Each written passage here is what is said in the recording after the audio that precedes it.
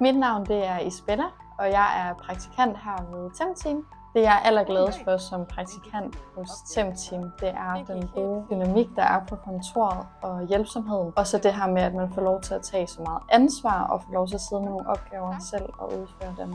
Som praktikant så sidder jeg for industriafdelingen, og det er som recruiter. Så her får jeg lov til at være med til at finde kandidater og rekruttere.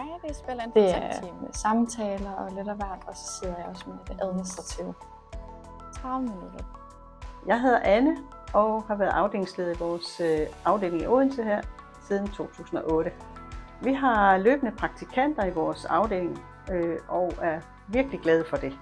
Det, som vores praktikanter har givet os feedback på efter praktikperioderne, er, at vi er rigtig gode til at integrere i vores arbejdsmiljø, og at de får lov til at arbejde med nogle relevante og spændende opgaver. Så hvis du ønsker en praktikplads med gode kollegaer, et sted du får lov til at tage noget ansvar, og som er brugbar for dit studie, så kan jeg virkelig godt anbefale TemTeam.